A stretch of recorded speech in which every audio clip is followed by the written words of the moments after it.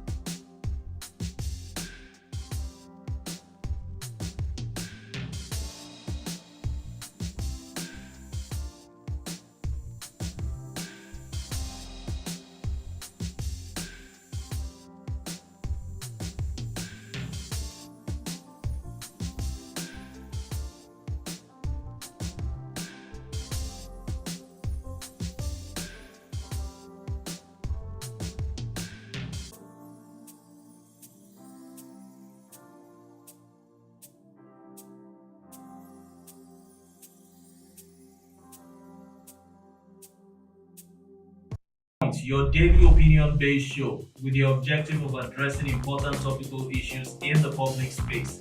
Join me, your host, Odiawa AI, as we shed light on important topical issues from politics, socio-economic events in the public space as it affects you and I. Viewpoints, discovering world perspectives and embracing dialogue.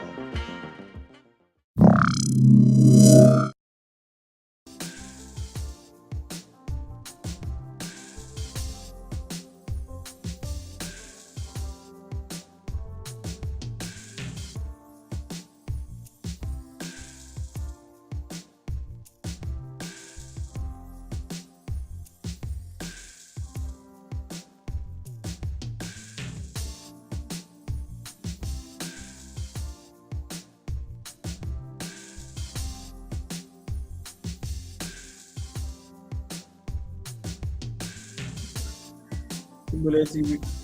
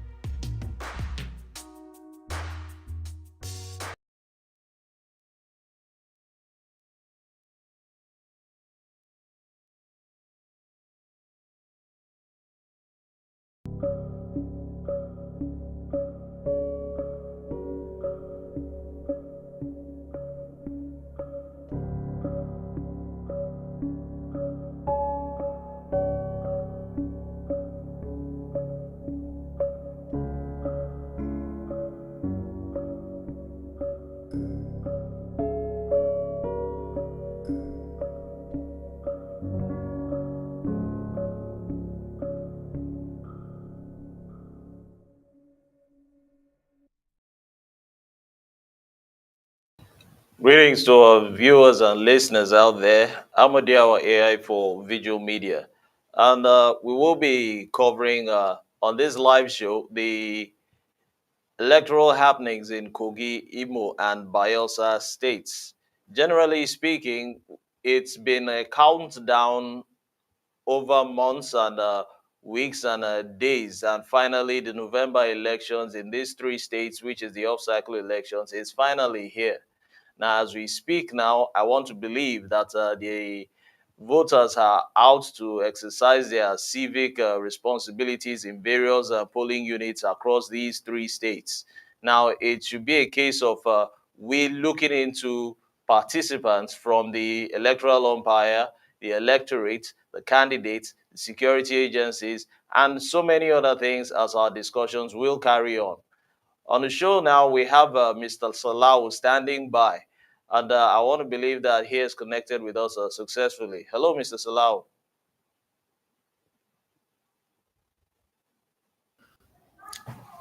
Hello, good morning. How are you doing today? Good morning. Thanks for making our time. And I believe you should be relaxing on your weekend, but because of concerns, you're interested in the happenings concerning this electoral occurrence in these off-cycle elections. Thanks for joining us. Yeah, thanks for having me. It's a pleasure to be here. So let's go straight to the matter on ground. Of course, you're joining us on the show concerning these elections in these three states which I have mentioned, Kogi, Imo, and Bayelsa. Now, to begin with, what do you think about elections, generally speaking, in Nigeria? Uh, Thank you very much for having me. It's a pleasure to be here once again. Um, um, Elections generally, I mean, it should be a happy moment for Nigerians. It should be a moment where we reflect on where we've been for the past 4 years. Also looking at where we think that we should be or where we would like to be in the next 4 years. Personally, I do a bit of long-term planning. I look at myself, or I assess, I beg your pardon, myself with every 4 years, like say, okay, in the past regime, where was I? Now, where do I want to be in the next regime? But I mean, elections in Nigeria are somewhat very difficult to understand. I teach a bit of democracy in the university, so it's always interesting to hear what people always have to say because in the social sciences we always have a divergent set of opinions, and then you begin to wonder that if I teach democracy in a Nigerian university today, it's probably different from what they would see if they went to an American setting or an American university. So elections in Nigeria are a bit peculiar and they're a bit difficult to understand. But if you go back to the basis of what we call democracy, the basis, for democracy, which is, of course, to make sure that the people are involved in the process of electing or picking the people that rule over them. This is very simple, and this is, of course, forms the basis of the social contract theory that we use to explain the democratic practice. So we say that government wants to take charge of everybody, provide for everybody, then let everybody not do it. Let us pick a few people who are going to do it, which is the basis of elections. If you read a lot of democratic scholars, if you read Diamond, if you read Lipset, even here in Nigeria, if you read Professor Jinadu, Professor Osage, you would get a bit of understanding, as to why elections are very important. So, but then I was discussing about the general elections in March. I was saying I was also on a show like this, but it was a bit international. So I was saying to them that over the next 3 weeks, universities are going to be shut. Why? Because there's going to be elections.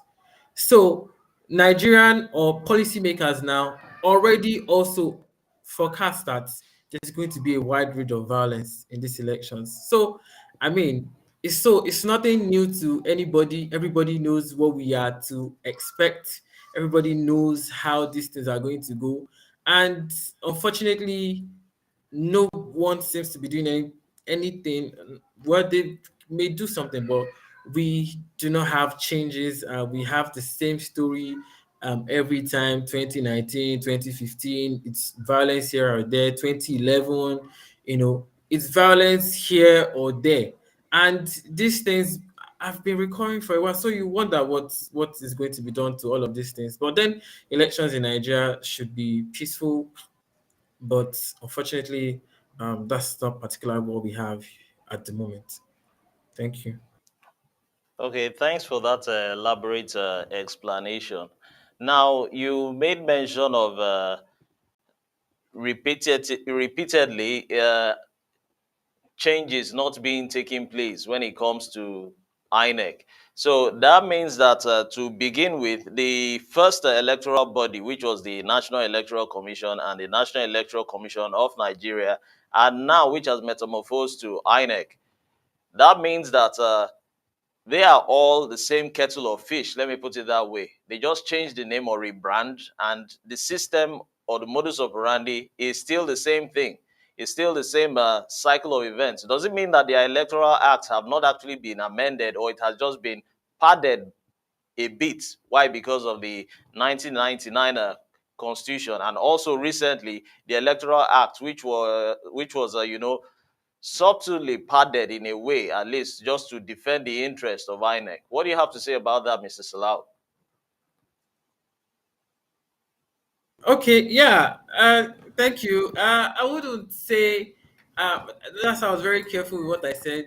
Not that they don't do anything, but I'd say you could do a lot, and it may not necessarily translate into something meaningful. So, I wouldn't say that they don't do anything, but I mean, we're yet to see to a layman. I mean, nothing has really been done, and it is also very important to also note that um political will is at the core of whatever we do in the Nigerian system. In the Nigerian institution, at the core is political will.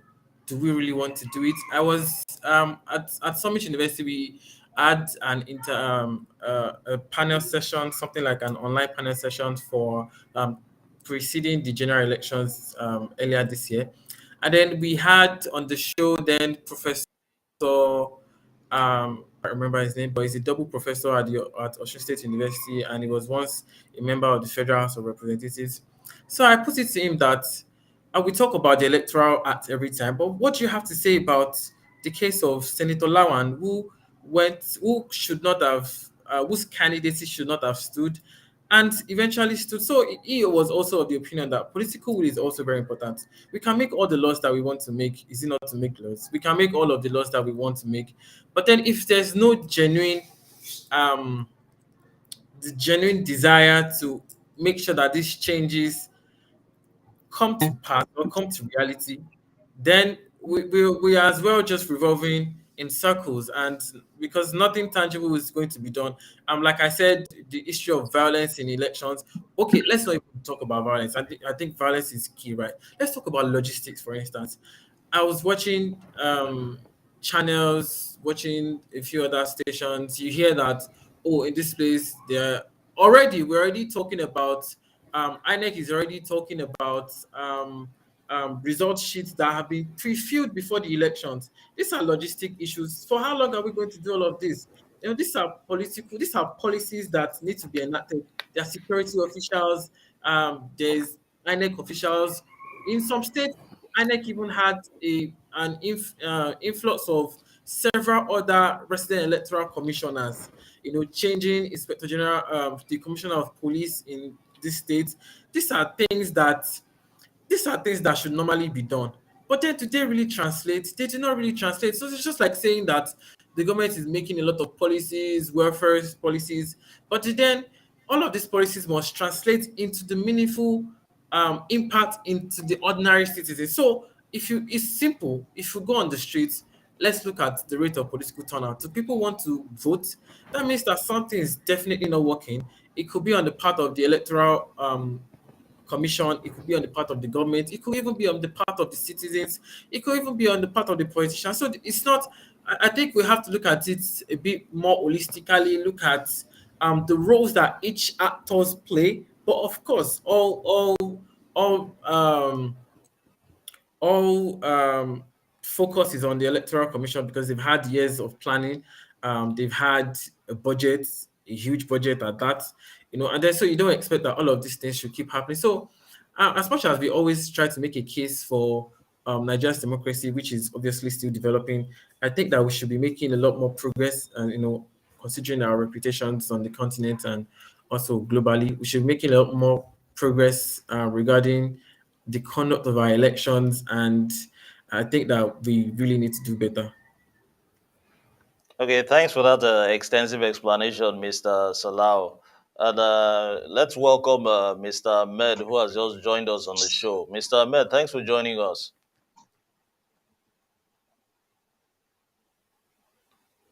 Hello, Mr. Ahmed. Can you?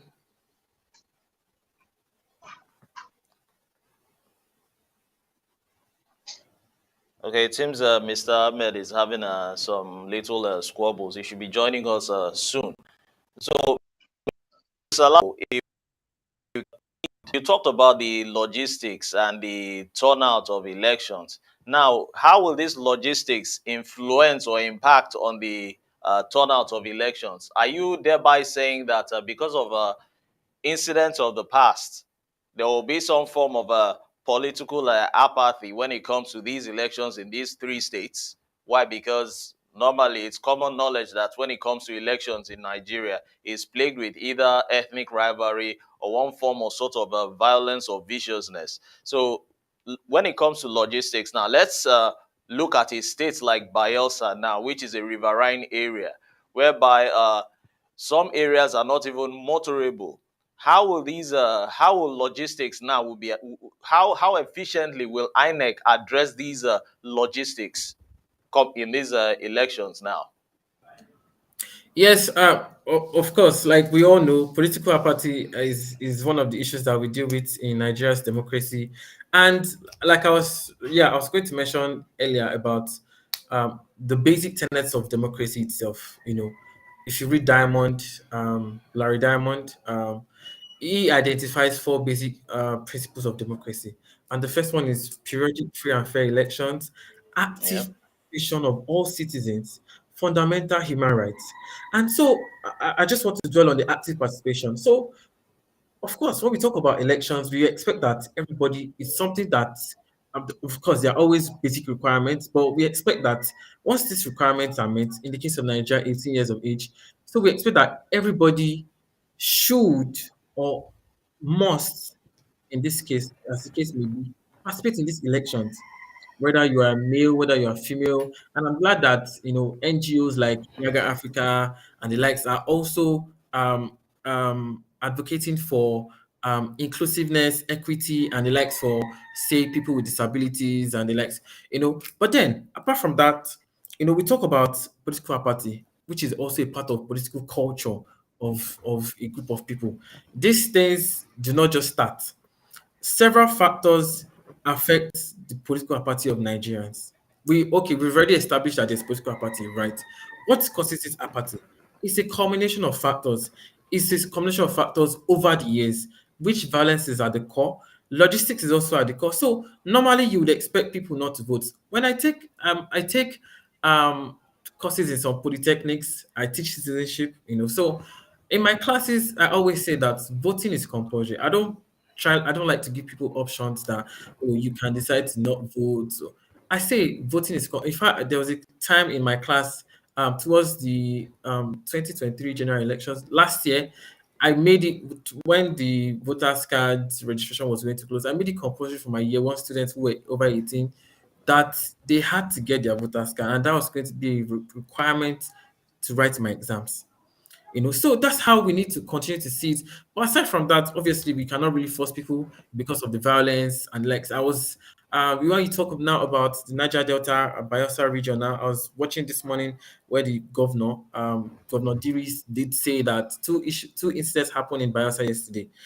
The first one was that I think Ward 6, some criminals, raided and took all of the equipment that was going to be used by INEC, and then also a canoe capsized on water, leading to I think death of two people, if I'm not mistaken. These are the difficulties that exist.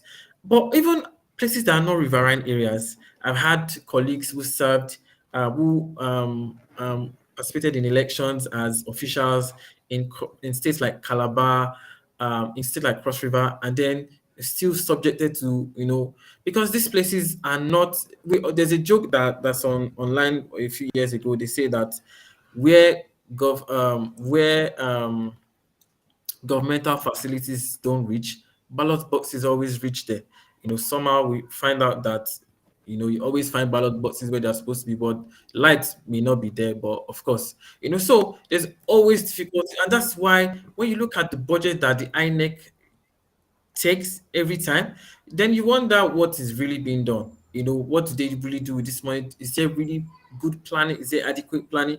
I know that the terrain is tough. There's no doubt about it. Let's not, act like it's an easy thing to do. It's not an easy thing to do, and that's why you are being funded. That's why nobody really checks on, say, how much. Nobody. I'm not sure that anybody really even probes how much INEC uses. Nobody really probes it. Because we expect that the independence of the electoral commission, so that you don't infringe on the legitimacy of what they do, and also the moral standards that they've set for the elections, which are really really high stakes. So logistics are always have always been an issue. Don't be surprised. We may even come back in 2027 and still be complaining of logistics. People get to their polling units and there are no electoral officials.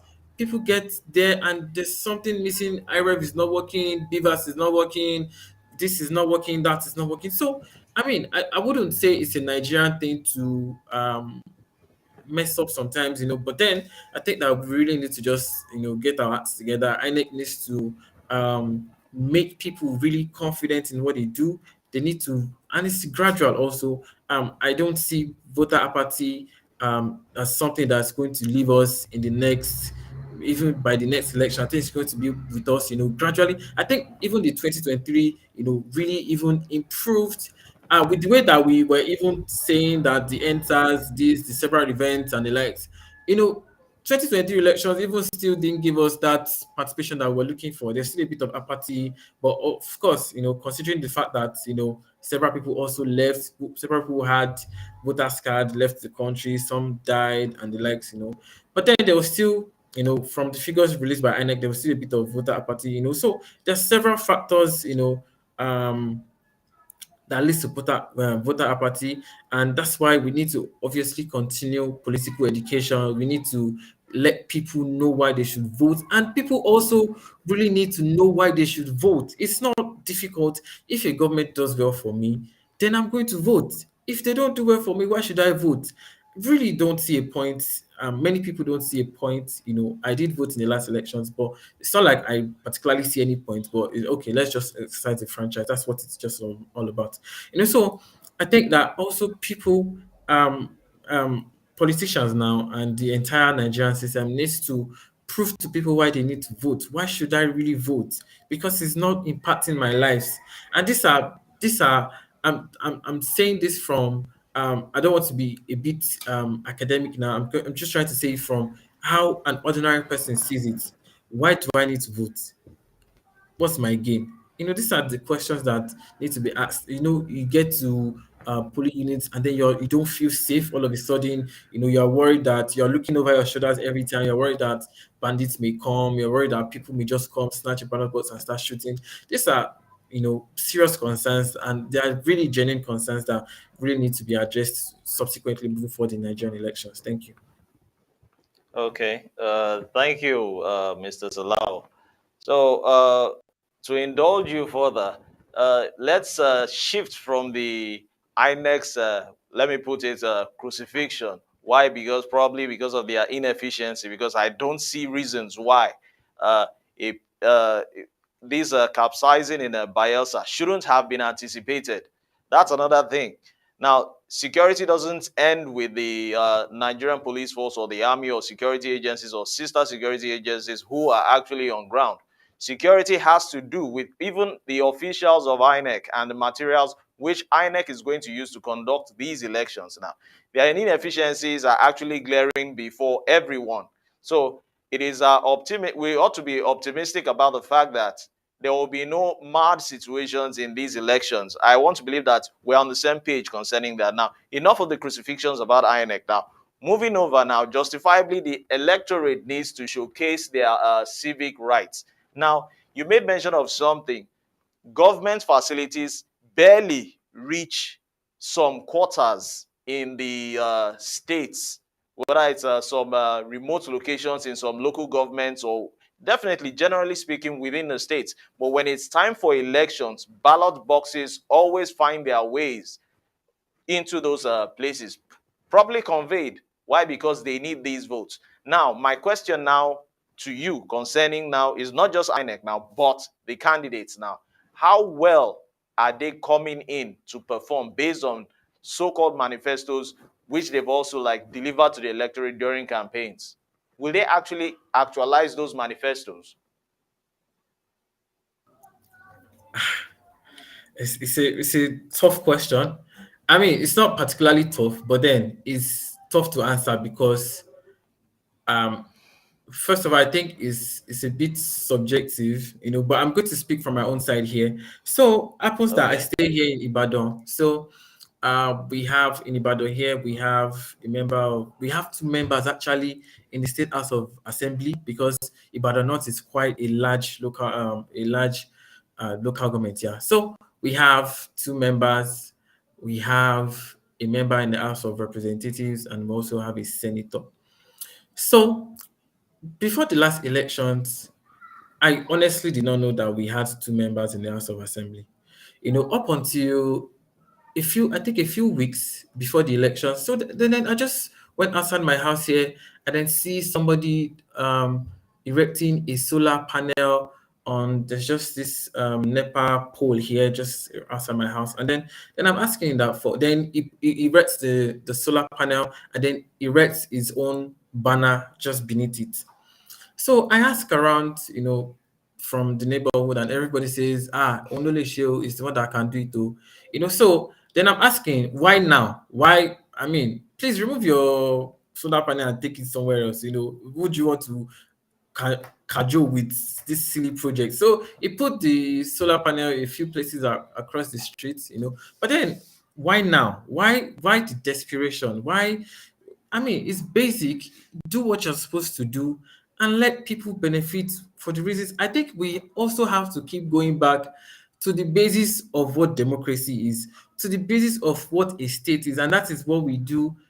That's this. These are some of the courses that I teach. The basis of statehood in the first place, the basis of government, the basis of elections. It's a social contract theory. The government is responsible for everybody before we are born till after we are dead. It's simple. I always say in class, if somebody drops dead now, it is the responsibility of the state. And it doesn't matter. That's how it should be. It's just the responsibility of the government because the responsibility of the government is to protect lives and properties. So, as such, the state should be able to account for every life in that state. It is simple. So, and I get a lot of questions because I deal with a lot of teenagers, so I get a lot of questions. Somebody asked me one time that how will we know if the country is good? Simple. Is the country good? No.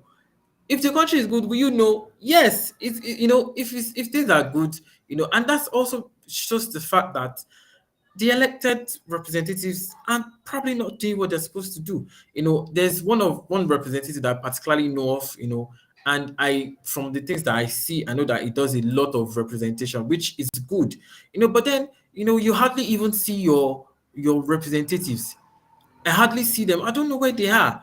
I don't. Maybe I'm the one that's not making efforts to see them, but I hardly see them. In all honesty, I hardly see them till it's time to vote again. So it's we all know the answers, or it may be relative, it may be a bit relative, but larger than average, we say these people really do not do what they're supposed to do.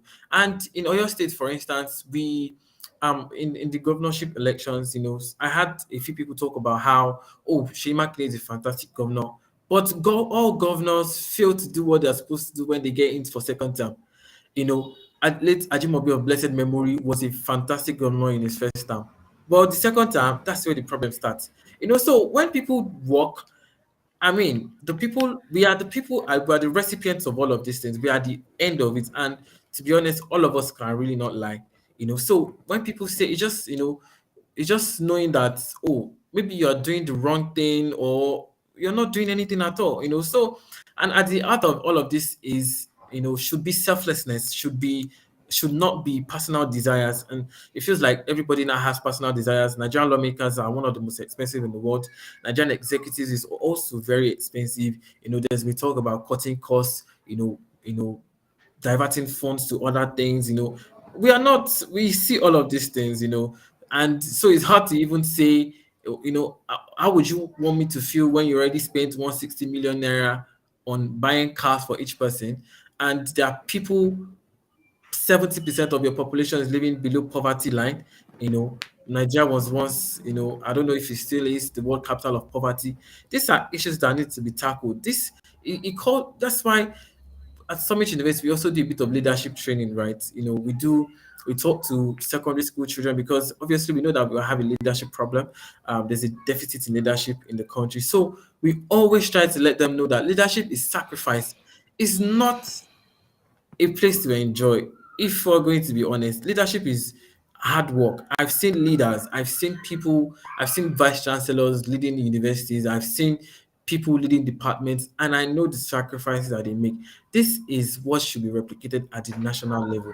You have to put your personal goals, personal endeavors, aside and try to just do your best for the people. It's trust, right? And then nowadays there's a bit of mistrust, between Nigerians, the electorates, and the politicians, because times and times again, the same thing that we said during before these elections, the same thing that they campaigned with, are the same things that they are going to come back with in 2027. For God's sake, 2027, countries are moving towards the fourth industrial revolution. Countries are already developing cars that no longer use fuel. So these are the things that we need to address. Not that there'll be free lights. I'm even lucky that there's light this morning. If not, I would not have been able to join. But let's just so these are things that we need to. These are basic things. For how long are we going to keep complaining about this? If you go out on the street, everybody's complaining. I mean, things cannot be good and people will be complaining. People wouldn't even have to complain. So it now turns out that, oh, the past admission is better than this one. This one too, as we're complaining, may even end up being better than the next one. So it's a lot of reorientation, and we also have to start from the grassroots, because now we're saying, when I was small, we used to call us the future, the leaders of tomorrow. Now the tomorrow is almost here. So we also have to be ready so that we don't end up, doing the same things that these people are doing. I had a bit of heated discussion with some, elderly people in my school some time ago. I think they're around the end SARS. So I said, few people enjoy free education. Are you the one that's supposed to be treating us like this? Are you the one that's supposed to be increasing tuition to 200,000 naira? And you also say that you stand on the mandate of Obafemi Awolowo. That's not how it should be done. You enjoy free education, so how come it is you're not able to replicate the things that you learned for free? I said all of the decay that you see today did not start with my generation. It came down to us.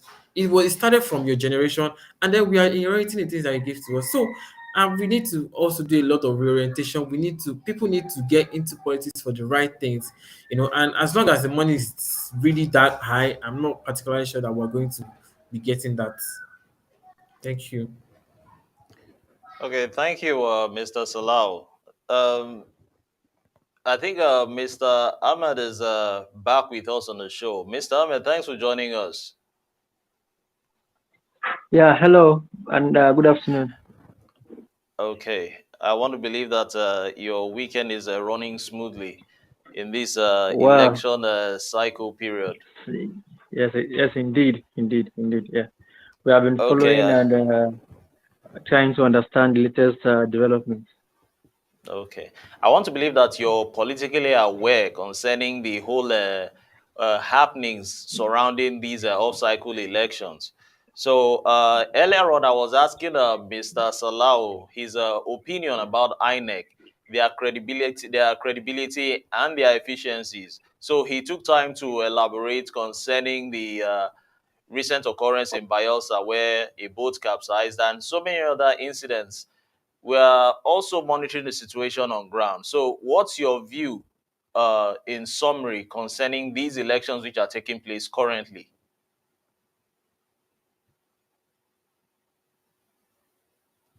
Hello, Mr. Ahmed.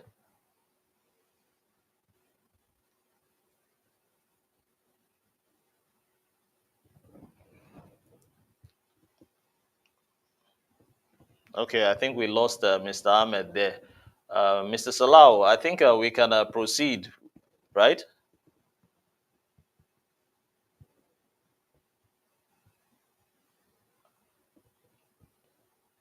Since we lost Mr. Salau there also.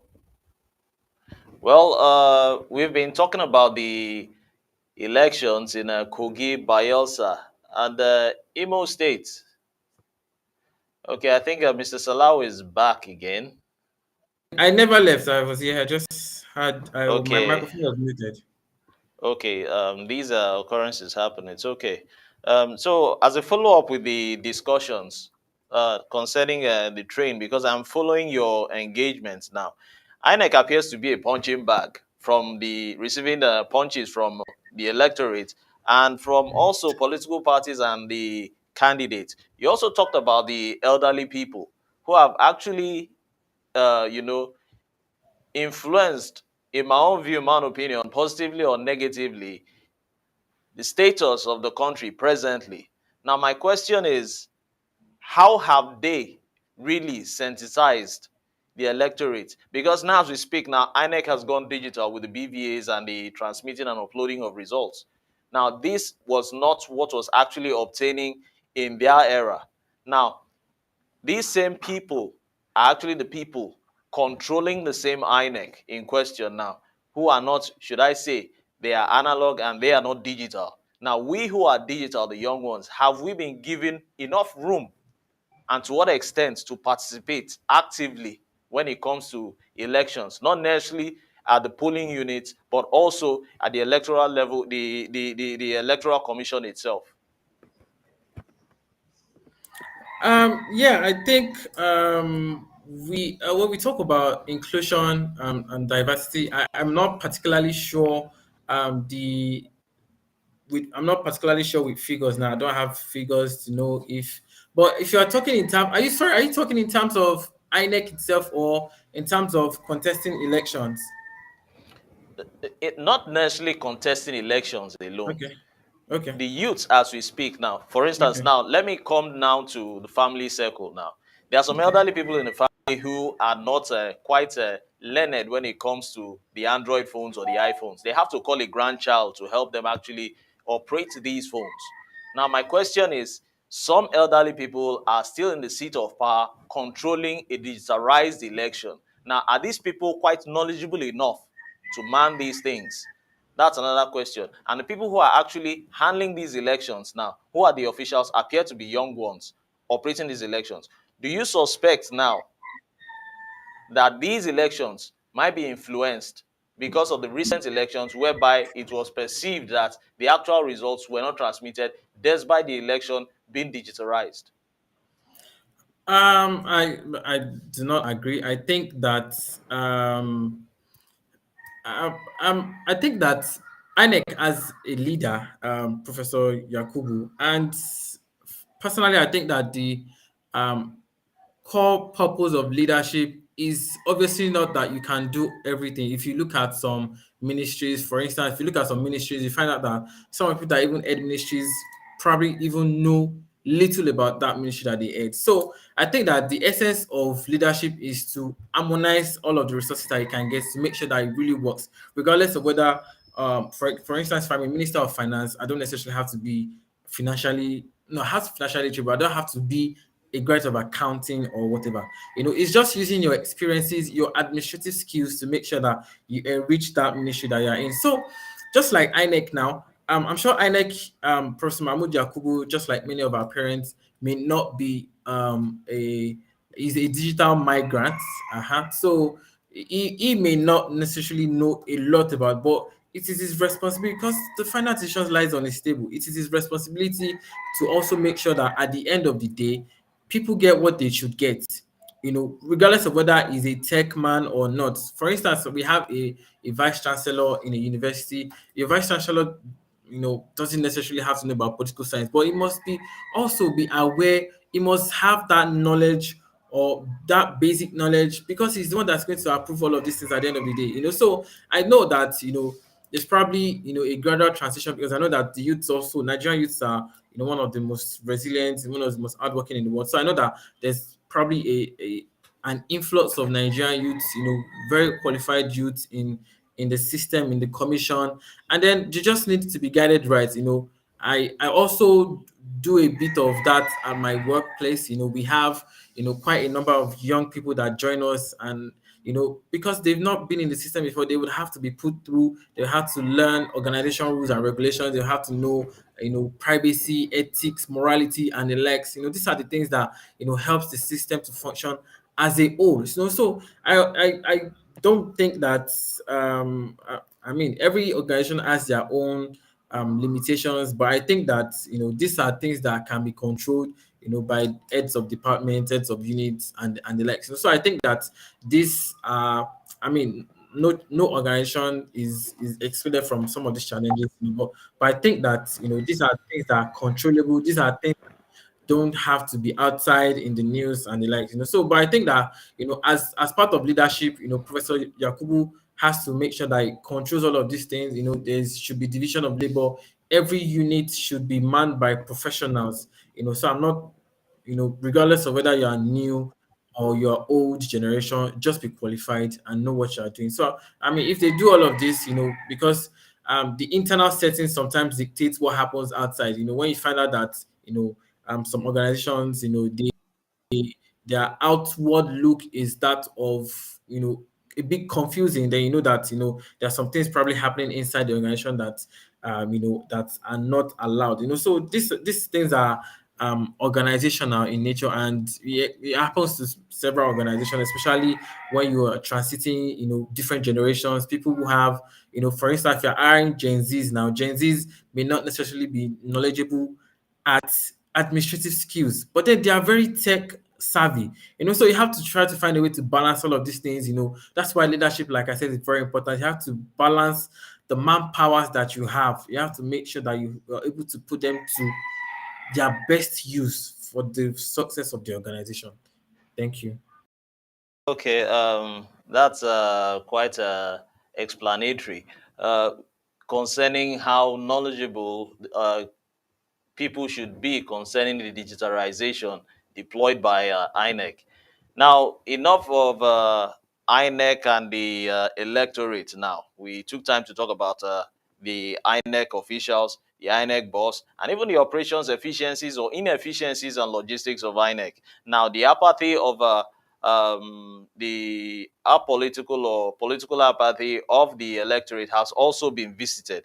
Now, we should move over to the peace accord agreement, which is actually an agreement which is inked down or signed, rather, if I may say, before the actual elections. Now, going over to Imo State, Hope Uzodinma was actually absent from the peace accord agreement, which was to be signed.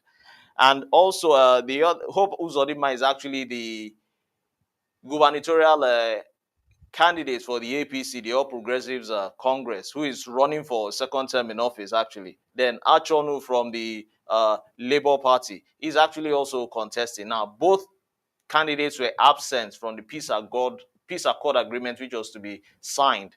Now, the essence of this peace accord agreement is to make sure that everyone is, running this political race in good sportsmanship. Now, do you see it as a good thing for both candidates to be absent from a crucial event such as signing the peace accord agreement to make sure there is no fracas or anomalies or discrepancies whatsoever during the elections?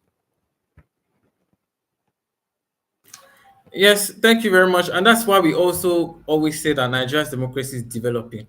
Because in a democracy that is developed, institutions are paramount. Institutions should surpass human desires. When institutions are strong, then you have institutions that can withstand whatever is being thrown at it. For example, I was just listening or I was just reading this morning that there's a high court in America that almost threw Donald Trump, who was the former president, out of the court, and because it was not being civil in court. That is institutions, regardless of who you are. Institutions should be able to withstand pressure from whoever it is, even if it's president. So that's the first thing. So moving to the peace accord. I would also, even before the peace accord, we also always have issues with debates. You have some people not attending debates, some people feeling too, I wouldn't say too big, but then they feel like it's not important. And that also shows is a sign. I'm currently writing a research paper, and the title of my paper is Do Elections Really Matter?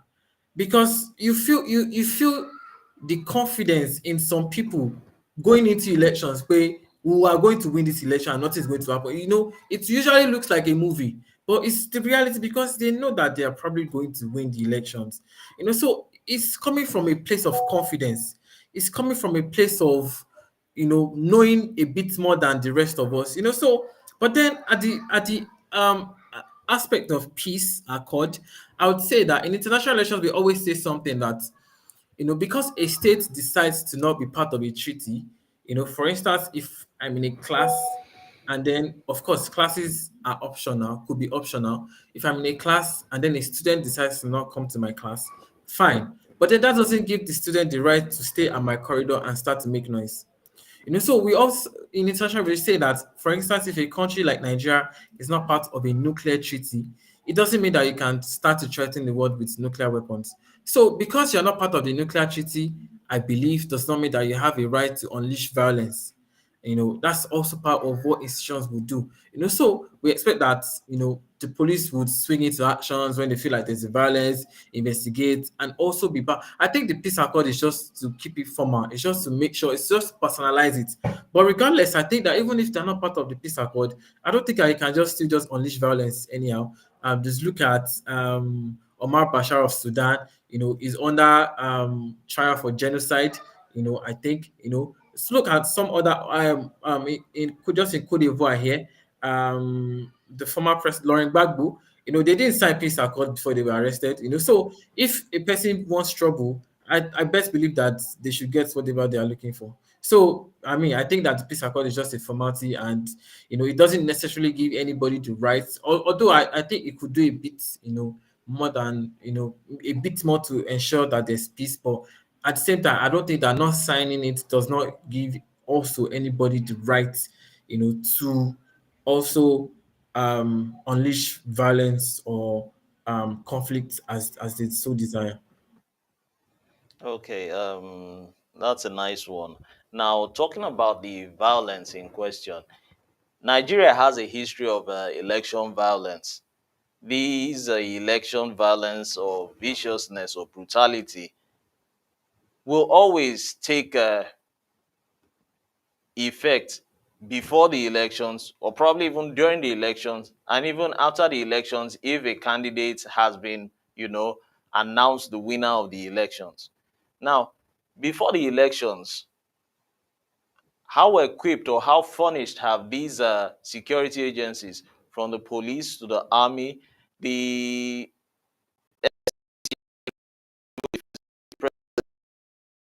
should be present?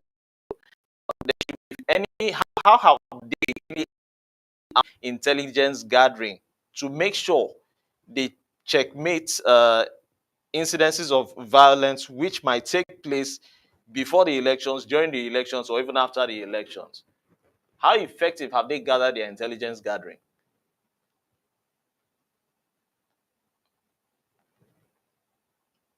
Mrs. Lau, are you there?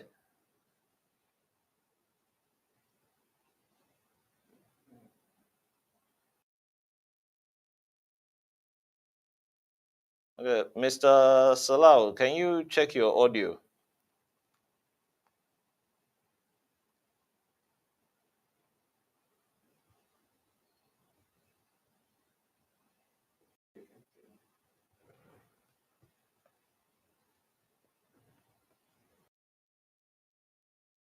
Mr. Salau, we are unable to hear you currently. Are you still with us?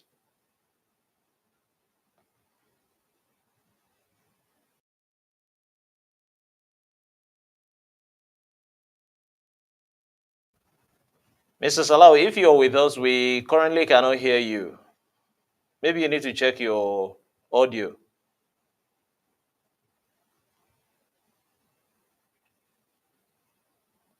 Okay, pending Mr. Salah will join us, we will continue with the discussion surrounding the uh, elections or the off-season elections in Kogi, Imo, and Bayelsa. Because I want to believe that polling units now should be crowded with the electorate exercising their civic responsibilities. And upon executing their civic responsibilities, I want to believe that candidates who will emerge winners would actually serve the interests of the electorate. That's another thing. And it's not a case of whereby elections should be upturned to favor uh, incumbents. I think there should be a neutral playing ground for everyone to operate. Why? Because the sky is actually wide enough for everyone to fly. Okay, I think Mr. Salau is back with us. Mr. Salau, can you hear us now?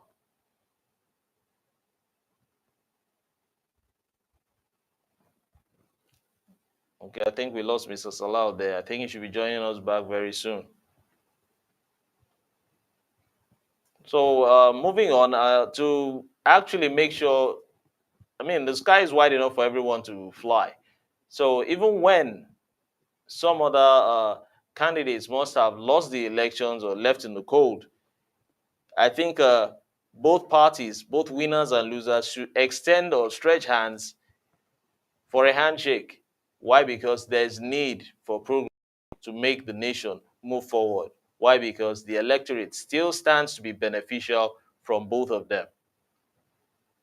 I'm Adiawa AI, and this is Video Media. We're monitoring the elections in Kogi, Bayelsa, and okay, I think we lost Mr. Salau there. I think he's still trying to join us back.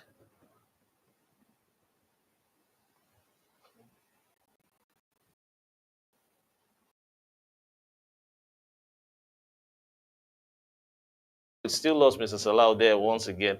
I'm Diawa AI for Video Media, and we will still be covering the elections with our guests in Kogi, Imo, and Bayelsa as they share their views, thoughts, and opinions concerning the off-cycle elections in November 11, 2023, which actually is today.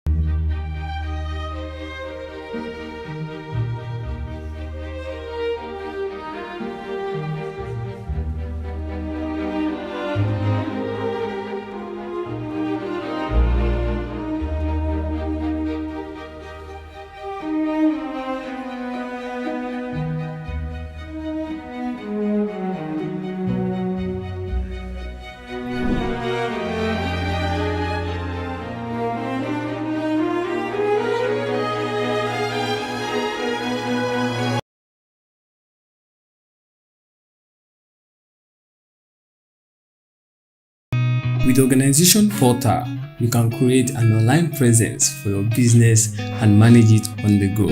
Be it political, non-governmental, civic organization, business owner, social institutions, and so on.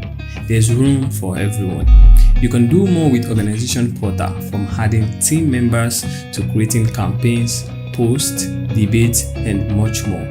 Get started by downloading VG app or visit Vigil.com. Vigil, increasing your social political influence.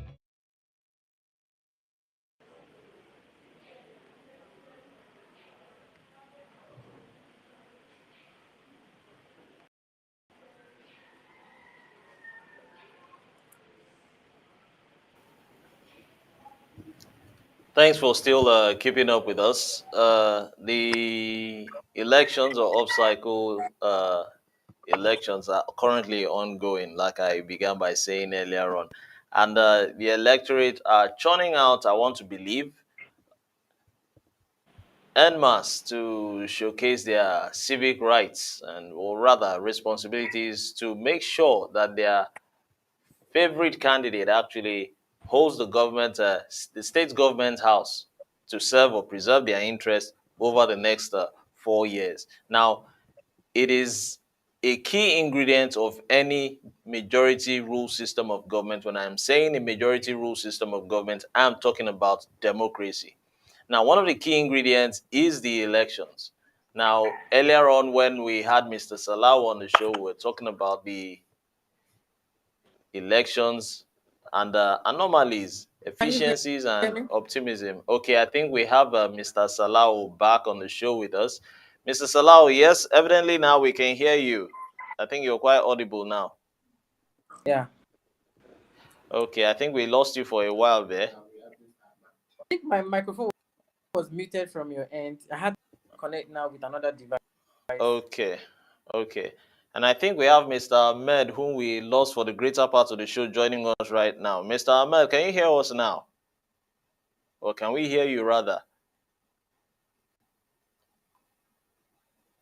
My area here. Yes. So I've not missed so much. Actually, you have actually. That's a very nice question. So, the elections we've been talking about for over 49 minutes now has to do with the, or has to do, yes, has been to do with the uh, modus operandi or mode of operations concerning INEC and also the involvement of stakeholders, the candidates, the electorate, and even the security agencies now. Now, in totality, in summary, now, what is your take now concerning these elections? Well, yeah, thank you for that question. I've always believed that our issues have always been recurring for a very long time in Nigeria's democracy. Now, when we look at Nigeria's election, it is very important for us to take a holistic approach in analyzing the issues on ground. Now, part of the factors that we need to weigh in, very importantly, is the Electoral Commission. Then, as I've said, is the security apparatus regarding protection of people during elections. Another very important key factor is the political parties. Of course, they play a very key role in elections. So let me just start by making a reference to Section 125 of the Electoral Act 2022 that delves deeply on how elections are conducted. And then when we see, we can understand that there is a clear line of departure from reality and what is being laid down in our laws. And into this election, it is flawed with anomalies, malpractices, such as godfatherism, which has been quite pervasive in virtually all our electoral cycles, whereby money bags and godfathers in different states continue to determine to a very large extent who the new incumbent that will emerge. So for a very long time, it has been a matter of cash and carry. who has the best, or let me say, larger volume of money is able to influence his way into elections. And then from what we are hearing from Imo, there's so much anomalies, vote buying. And then you begin to ask questions of what essence is the existence of the security apparatus, the ICPC, the EFCC. The law clearly states that there are punishments where there are cases of vote buying. But then it is always seen, it is not even hidden now, where you see people buy votes, and then this tends to influence the decisions and choices of the electorate. So when we look at this, it shows that there is a holistic problem towards Nigeria's election, and by extension, Africa. The process of democratization is still not aging well in Africa. So these are my submissions.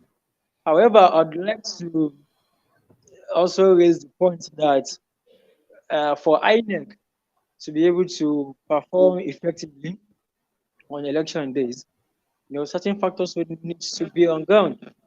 And notably among them is the security apparatus.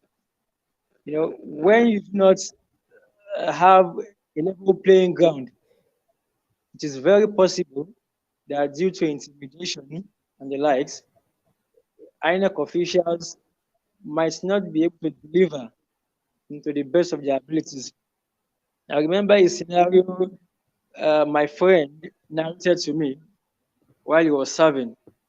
He was posted to the polling booths, and then eventually thugs of certain parties came to harass him, claiming that if he does not do to their bidding, he will be injured.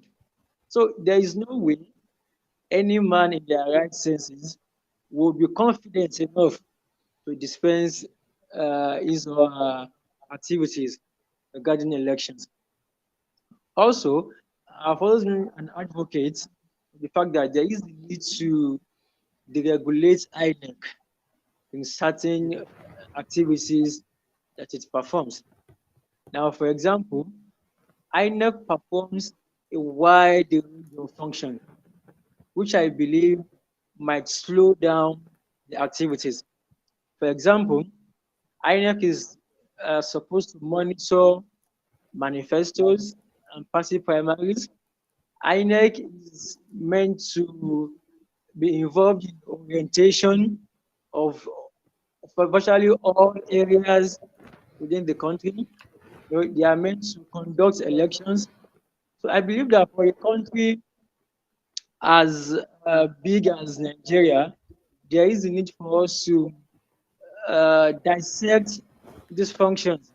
Also, INEC is going to prosecute electoral offenders, and I can say that that's only started effectively during the era of Professor Muhammadu Jaga, so where he started to prosecute electoral offenders.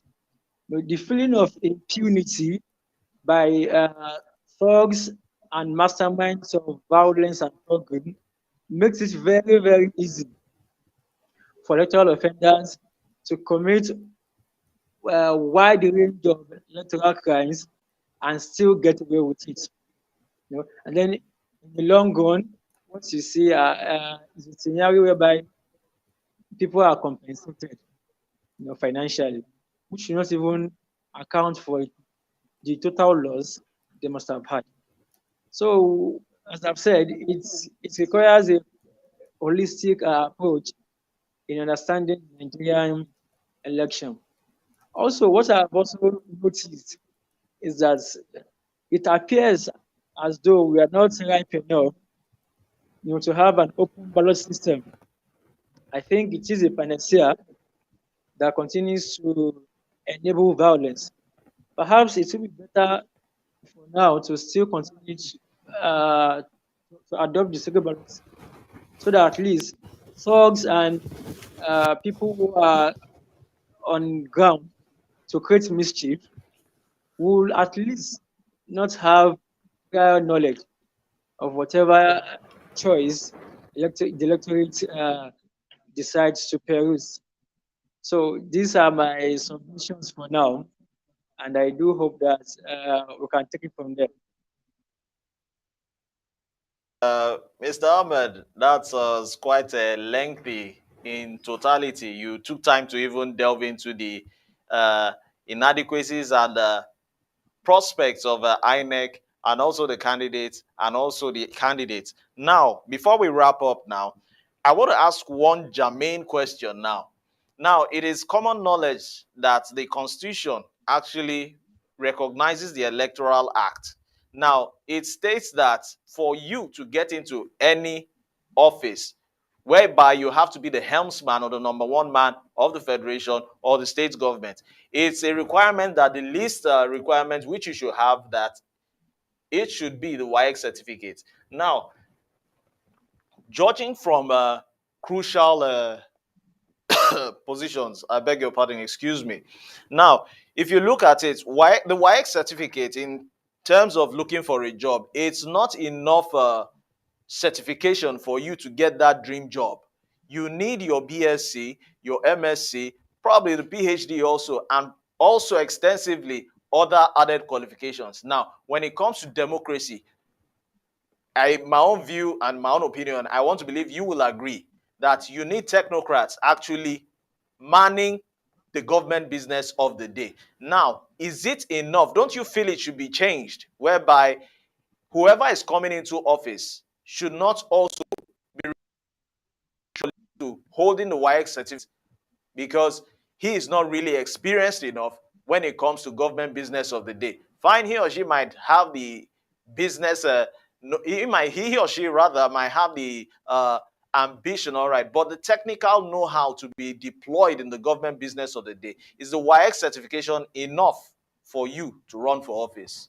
Don't you think there should be a higher certification?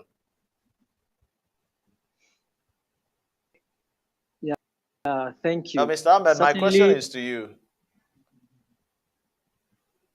okay. Yeah, I got that right.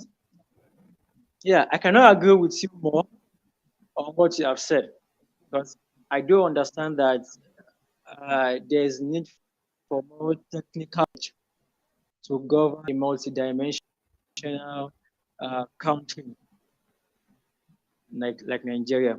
WAEC itself is not enough to govern Nigeria.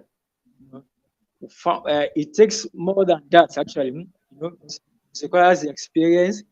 It requires extensive leadership and knowledge. That is why in the past you see that certain administrations that we have had have resulted into, or let me say, there have been claims of these presidents being by gods, and then they only tend to support their own limits. So, in a nutshell, I do agree with the need for us to have extensive knowledge from people who will be vying for electoral positions. Leadership courses, things that will expose you to how leadership, is being run, how position of governance is being handled. And then you see that those those who you appoint will not be lopsided into a certain ethnic leanings of the country. So I do agree with you that there is a need for us to Okay. have leaders who have the capacity to Okay. to lead based on their knowledge. Okay. That's We didn't leave you, Mr. Salau. Please don't be offended because I want to believe that you're enjoying the show. We have Mr. Ibrahim with us too, also likewise on the show. Mr. Ibrahim, thanks for joining us. Yes, thank you for having me.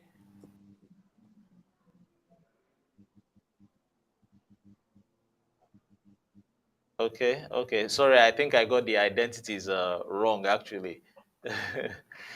Okay. Before we wrap up, the same question is to you. We need to hear your own thoughts being aired out concerning the requirements, which is a WAEC. Is it actually enough? Don't you feel there should be a higher requirement added to the WAEC? Thank you.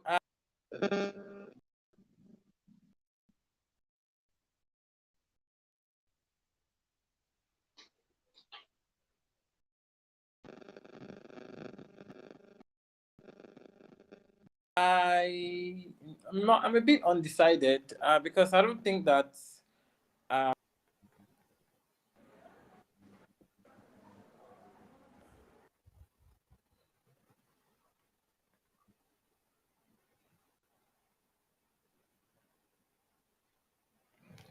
Okay, I think hello, please, we're can you hear losing me? touch with Mr. Salau there. It's a statutory requirement. Okay, he's back.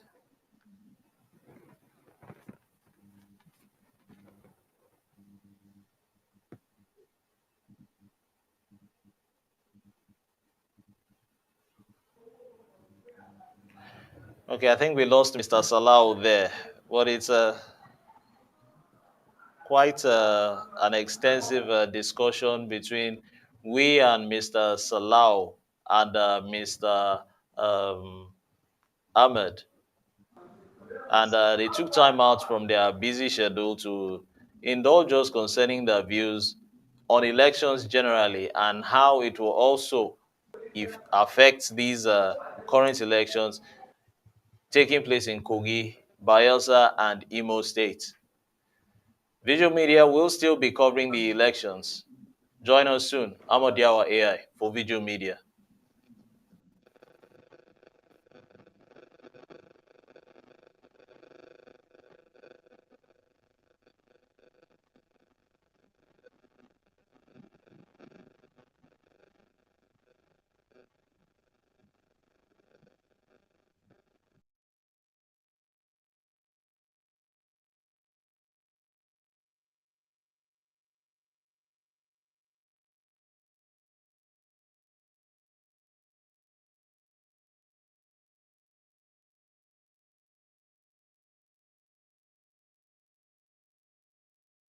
Greetings to you viewers from across the globe. You're welcome to the show Viewpoint.